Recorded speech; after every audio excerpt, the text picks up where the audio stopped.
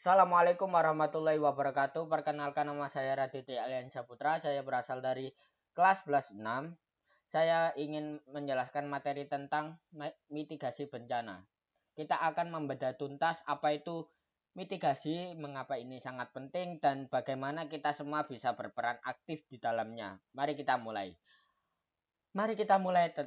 Dengan pertanyaan mendasar, yaitu apa itu mitigasi bencana?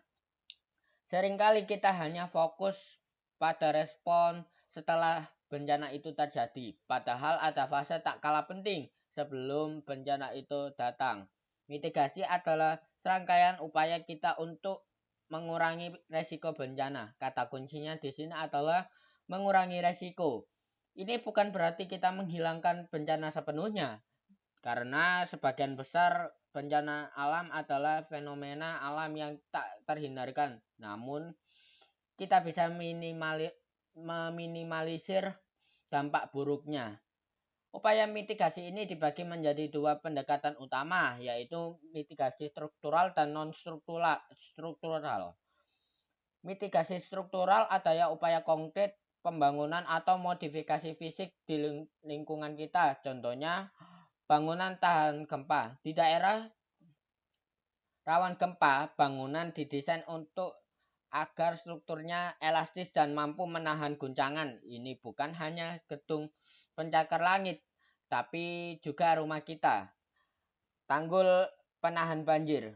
Di sepanjang sungai atau pantai yang rawan banjir atau rob, tanggul dibangun untuk mencegah luapan air masuk ke pemukiman. Sistem peringatan dini. Contoh paling jelas adalah sirine tsunami di pesisir pantai dan sensor gempa yang digunakan untuk informasi awal. Ini memberi bagi masyarakat untuk evakuasi. Jalur evakuasi dan titik kumpul yang jelas. Penandaan rute aman menuju area terbuka yang ditentukan sebagai tempat berlindung.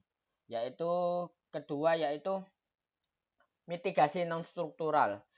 Ini adalah upaya non-fisik yang lebih fokus pada peningkatan kapasitas manusia dan sistem sosial kita. Ini melibatkan pendidikan dan pelatihan kebencanaan seperti simulasi gempa di sekolah atau pelatihan pertolongan pertama bagi relawan. Kedua yaitu penyusun kebijakan dan tata ruang. Pemerintah daerah atau pemerintah pusat berperan untuk menyusun tata ruang yang tidak mengizinkan pembangunan di area rawan bencana seperti lereng gunung kaki yang labil atau bantaran sungai. Kampanye kesadaran publik melalui media sosial atau seminar atau sosialisasi langsung di masyarakat tentang pentingnya kesiapsiagaan. Mengapa mitigasi ini begitu penting? Ada 3 alasan utama mengapa mitigasi ini harus menjadi prioritas kita. 1. Melindungi nyawa dan harta benda. Ini bertujuan yang paling mendasar. Dengan mitigasi, kita berupaya untuk mencegah atau setidaknya meminimalisir korban jiwa dan kerugian material. Bayangkan di sebuah bangunan runtuh karena gempa atau rumah terendam banjir setiap tahun. Mitigasi adalah investasi untuk keselamatan. Yang kedua yaitu mengurangi kerugian ekonomi dan sosial. Bencana bisa melumpuhkan ekonomi dan sosial di sebuah wilayah. Infrastruktur rusak, mata pencarian hilang, dan masyarakat bisa trauma. Mitigasi bisa membantu mengurangi beban ini sehingga proses pemulihan bisa lebih cepat dan efektif. Meningkatkan kesiapsiagaan masyarakat dengan rutin melakukan upaya mitigasi baik struktural maupun non-struktural, masyarakat menjadi lebih sadar dan lebih teredukasi, pada akhirnya lebih siap untuk menghadapi bencana. Ini menciptakan budaya sadar bencana. Jadi jelas ya, mitigasi adalah fondasi utama dalam pembangunan ketahanan kita terhadap bencana. Lantas, bagaimana peran kita sebagai individu? Kita tidak perlu menunggu perintah atau pihak lain untuk memulai mitigasi. Faktanya mitigasi bisa dan harus dimulai dari lingkungan terdekat kita, yaitu rumah tangga. Ini adalah langkah praktis yang Anda bisa langsung aplikasikan, yaitu sebelum bencana. Ini adalah fase di mana kita bertindak proaktif, yaitu satu, siapkan tas siaga bencana. Ini bukan tas liburan, tapi tas penyelamat hidup. Setiap rumah wajib punya, isi dengan barang esensial untuk bertahan setidaknya 72 jam pertama pasca bencana, saat bantuan mungkin sepenuhnya belum tiba.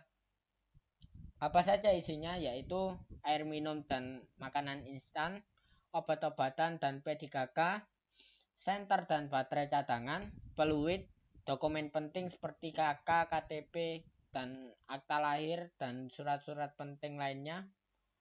Masukkan ke plastik ziplock agar aman dari air, yaitu pakaian ganti tipis, selimut darurat, radio kecil bertenaga baterai atau engkol. Yang kedua, perkuat bangunan rumah. Jika Anda tinggal di daerah gempa, pastikan struktur rumah Anda memenuhi standar bangunan tahan gempa. Periksa retakan pada dinding, perkuat ikatan antar elemen struktur, bahkan hal sederhana seperti mengikat lemari tinggi ke dinding bisa mencegah roboh pada saat gempa. Yang ketiga, yaitu pangkas pohon rimbun di sekitar rumah, terutama saat musim hujan dan angin kencang. Pohon yang terlalu rimbun berisiko tumbang, menimpa rumah atau jaringan listrik yang menyebabkan kerusakan serius pada korban. Yang ketiga, ketahui jalur evakuasi dan titik kumpul keluarga. Diskusikan dengan seluruh keluarga. Tentukan 2 atau 3 jalur evakuasi dari setiap ruangan rumah menuju area terbuka di luar rumah. Latih rute sesekali, terutama dengan anak-anak. Yang kedua, yaitu saat terjadi bencana. Ini adalah momen krusial, yaitu tetap tenang dan ikuti arahan. Panik adalah musuh utama. Tarik nafas diam-diam dan dengarkan informasi dari sumber terpercaya, yaitu dari radio lokal, pengumuman masjid atau gereja, atau dari BPBD. Jangan mudah percaya hoaks. Yang kedua, yaitu selamatkan diri ke tempat aman. Segera menuju ke tempat yang telah ditentukan. Jika terjadi gempa, berlindung di bawah meja kokoh. Jika banjir, segera evakuasi ke tempat yang lebih tinggi. Yang ketiga, yaitu matikan listrik dan gas. Ini untuk mencegah kebakaran atau ledakan. Pastikan Anda tahu di mana saklar utama dan katup gas, dan hanya lakukan jika kondisi kemungkinan dan aman untuk mendekat. Yang ketiga, yaitu setelah bencana, bantuan tenaga dan sumber daya, sosialisasi kesadaran bencana, dan pemetaan kerawanan bencana. Dengan langkah-langkah sederhana ini, kita mudah menjadi agen mitigasi bagi diri sendiri dan keluarga. Tapi mitigasi itu tidak hanya individu. Selain peran individu, ada kekuatan besar lainnya yang bisa kita manfaatkan, yaitu kekuatan komunitas. Di Indonesia, semangat gotong royong adalah DNA kita. Kekuatan kebersamaan inilah yang menjadi modal utama dalam mitigasi bencana. Mengapa komunitas itu penting? Siapa sih yang paling tahu seluk-beluk wilayah kita? Tentu saja warga yang tinggal di sana. Komunitas memiliki pengetahuan mendalam tentang karakteristik wilayahnya. Mana saja jalan tikus, mana saja area yang sering banjir atau tempat-tempat aman. Pengetahuan ini sangat berharga untuk perencanaan mitigasi. Ketika masyarakat bersatu, upaya mitigasi jadi lebih mudah dan efektif. Ada semangat saling membantu, saling mengingatkan, dan saling menguatkan.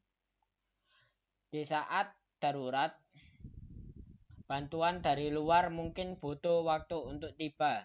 Komunitas yang siap adalah garda terdepan yang bisa memberikan respon awal dan bantuan mendesak seperti evakuasi warga yang terjebak atau pertolongan pertama.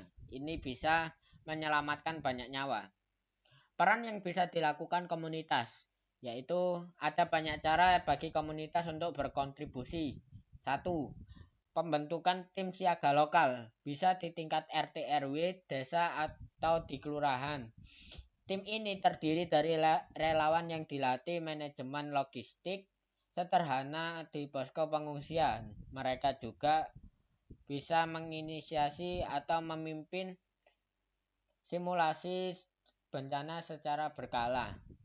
Pemetaan risiko komunitas, ajak warga untuk meletakkan bersama mana saja rumah yang rentan, jalur evakuasi yang terbaik, titik-titik kumpul yang aman, sumber air bersih, dan juga bangunan publik yang bisa dijadikan perlindungan sementara. Peta ini sangat membantu saat darurat. Yang ketiga, yaitu edukasi dan sosialisasi berkelanjutan. Komunitas ini bisa menjadi sarana penyebaran informasi, adakan pertemuan rutin, diskusikan topik kebencanaan, tempel poster informasi, atau buat grup komunikasi WhatsApp atau Telegram untuk penyebaran informasi cepat. Jadikan kesadaran bencana bagian dari kehidupan sehari-hari. Yang keempat yaitu pengembangan sistem peringatan dini lokal. Tidak semua tempat punya sirine yang canggih. Komunitas bisa membuat sistem sederhana namun efektif seperti penggunaan kentongan dengan pola tertentu, pengumuman melalui pengeras suara masjid, musola atau gereja, atau jaringan telepon berantai untuk memberi peringatan dini kepada seluruh warga. Yang kelima yaitu pengelolaan lingkungan berbasis komunitas. Ini mitigasi jangka panjang. Ajak warga untuk membersihkan selokan agar tidak banjir, menanam pohon di lahan kritis untuk mencegah longsor, atau melakukan reboisasi di hulu sungai. Lingkungan sehat dan terkelola dengan baik lebih tangguh menghadapi bencana. Sahabat tangguh, bencana adalah bagian dari kehidupan kita di Indonesia, namun kita tidak berdaya menghadapinya. Dengan memahami mitigasi, melakukan persiapan di rumah, dan aktif di komunitas, kita bisa mengurangi resiko, menyelamatkan nyawa, dan membangun ketahanan bersama. Ingat, mitigasi bukan hanya tanggung jawab pemerintah, namun tanggung jawab kita bersama. Mari jadikan mitigasi bencana sebagai gaya hidup sehingga kita bisa menjadi bangsa yang lebih tangguh dan siap menghadapi tantangan. Terima kasih sudah menonton. Jangan lupa like, share, and subscribe channel ini untuk mengetahui informasi lainnya. Sampai jumpa di video selanjutnya. Tetap tangguh.